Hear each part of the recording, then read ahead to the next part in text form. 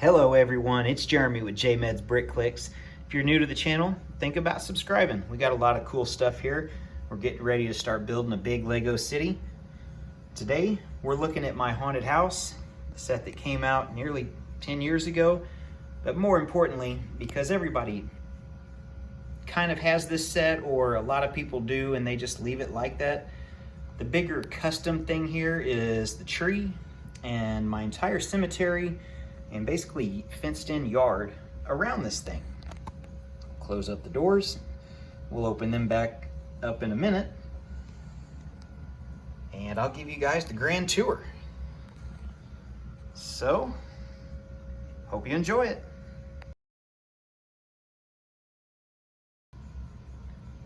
So we'll get up close on this and we'll take a little tour. Got our gates open, inviting you in. Let's take a look around the cemetery. We've got a skeleton hiding over there on the side. We got a skeleton in one of the hollowed out old tree trunks.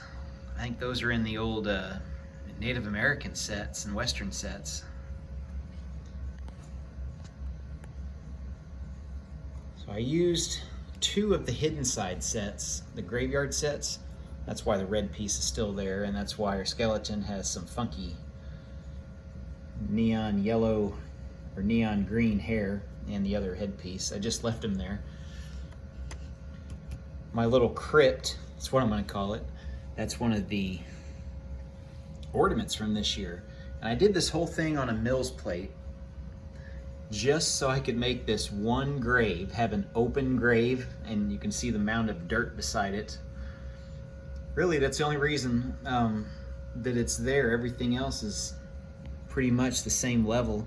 I mean, I do have several places, up and down elevation changes, but everything's really on the same plane. Another little cemetery, or a headstone and crypt. I used some of my night stuff for this one. Let's get a side view. We'll go down the side. I did a custom tree. It's one of my more decorative and harder to create trees. I used a lot of, let me see if I can find the piece. Right in there, those brown lever pieces with the clips,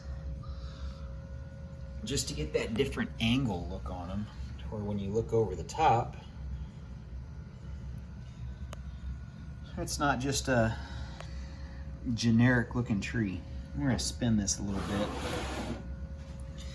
and the back entrance I've got chained up, and you can see I just did a decorative piece here just to cover up that yellow around the front. If we look in here, I've got a little stone path going in to the back door. Look through here as the camera focuses, our tree trunk. I've got just a couple more pieces of fencing. They're on the way to finish that little spot, but it doesn't really matter to me that much. I don't know how much the back of this is ever really going to be seen. We'll go over and flip the side and see the other gate here in a second. Now, this whole thing I built on the mill's plate, and the whole house actually comes off. I'll show you that too. I just basically did a footprint, built it up, and then put it on tiles just so I could take it on and off whenever I wanted, if I needed to move it. So, take a look through the side here. Broken, destroyed sidewalk in need of repair. Kind of like the steps that come in the set. Oh, the other thing from that hidden side set, you get one of these, like half minifigs. You don't get any legs with them. So getting two, I think it made a really nice entranceway. forgot what's in this one. Oh, it's one of the ghosts that glows in the dark and one of the heads. The ghost comes with the haunted house set. You get these are stickers that you get to put on.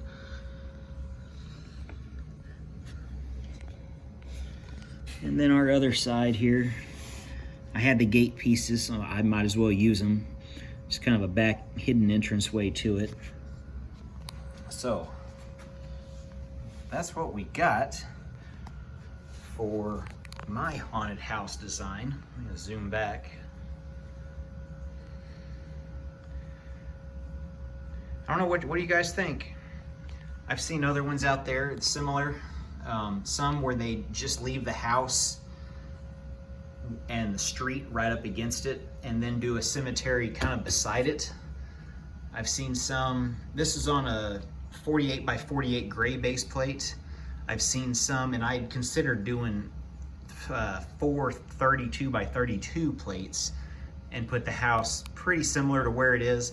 I just have another, basically hand width over here going around, and maybe a little bit wider there, and a little bit actual backyard, which is probably the only thing mine's lacking. But I mean, I could add that with some other like 16 by 16 plates or something like that.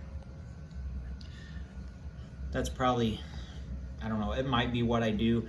At this level, I can add it, I can just set it on one of the shelves, like a deep shelf, where it's not gonna stick out, it's not gonna be too big or too wide. But I'm pretty content with it. I think right now, my wife's gonna let me put it upstairs on our coffee table, or not coffee table, on our dining room table as a centerpiece, at least through Halloween. And I'll probably end up putting it back on the shelf. But if I need to add this haunted house to my Lego city once I get it set up, I can do that, and I can just have the whole base of this set off to the side basically for next year. If I want to put this out next year, I will go up to the top.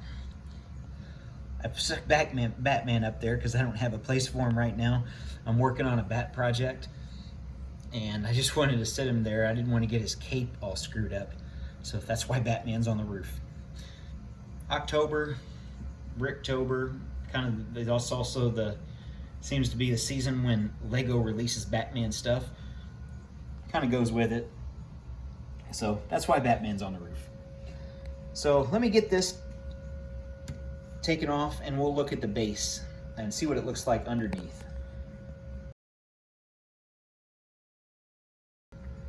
Okay, so you can see the whole thing, it's all lined with tile.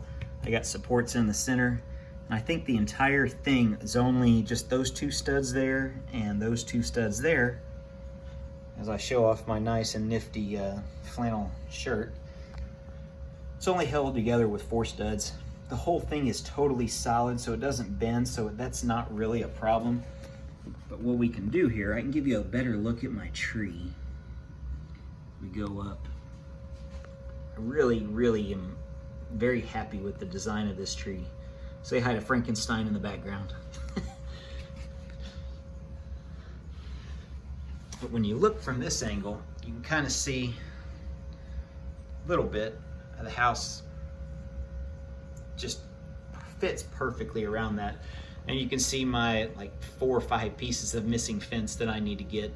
They're in the mail, don't worry. It's a Bricklink order, but it's coming from Europe, so usually those take 30 to 45 days. So I ordered a couple weeks ago, and it'll get here eventually, probably right after Halloween or right on Halloween's what I'm expecting. That's what I got for today, guys. I hope you like this.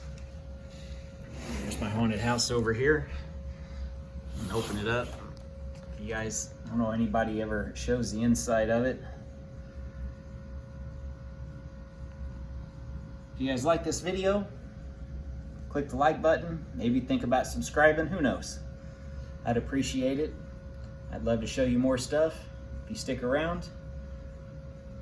Thanks for watching, and I hope to see you in the next video. Happy Halloween!